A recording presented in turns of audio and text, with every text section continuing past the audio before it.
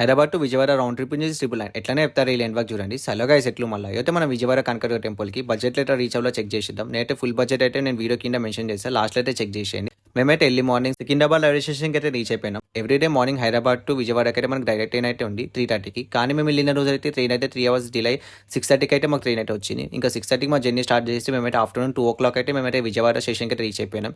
ఇంకా మనకి స్టేషన్ నుంచి టెంపుల్కి అయితే డైరెక్ట్ బస్సెస్ అండ్ ఆటోస్ అయితే అవైలబుల్ ఉంది. మేమైతే ఆటో అయితే చూస్ చేసుకున్నాం. ఇంకా అట్లా కృష్ణ లెవెల్లో ఫ్రెష్ అయిపోయి ఇంకా మనం టెంపుల్కి అయితే స్టార్ట్ అయిపోయినాం. ఇంకా టెంపుల్ పైకి వెళ్ళడానికి మనకైతే బస్సెస్ అండ్ క్యాబ్స్ అయితే అవైలబుల్ ఉన్నాయి. మేమైతే క్యాబ్స్ అయితే సెలెక్ట్ చేసుకున్నాం. ఇంకా టెంపుల్ లోపలికి అయితే మనకైతే ఫోన్స్ అయితే అలౌ లేదు. ఎట్లా మనైతే ఫోన్ అయితే లోపలికి అయితే తీసుకొచ్చేసినాం. ఇంకా లోపల అయితే సెక్యూరిటీ లేని కానీ మనం అయితే షూట్ చేసినాం. ఇంకా అట్ లాస్ట్ మన దర్శనం అయితే కంప్లీట్ అయిపోయింది. ఇంకా అమ్మవారిని చూడడానికి అయితే మనకి 2 కళ్ళు చాలేదు, అంత బాగుంది. ఇంకా ఫుడ్ విషయానికి వచ్చేస్తే మార్నింగ్ టు ఈవినింగ్ అయితే 400 అయితే ఛార్జ్ అయ్యింది. ఇంకా ఆ తర్వాత టెంపుల్ సరౌండింగ్ ప్లేసెస్ అన్ని మనం విజిట్ అయిపోయి ఇంకా రిటర్న్ అయితే స్టార్ట్ అయిపోయినాం. మా రిటర్న్ ట్రైన్ అయితే నైట్ 12:30కి ఉండే. నెక్స్ట్ డే మార్నింగ్ అయితే మేము 8 o'clock అయితే హైదరాబాద్ రీచ్ అయిపోయినాం. సో అదన్నమాట ముచ్చట. So full details given below. ఇంకెలాంటి మంచి ముచ్చట్లు మిస్ అవ్వాలంటే మన పేజ్కి అయితే మర్చిపోకుండా ఫాలో కొట్టేసేయండి.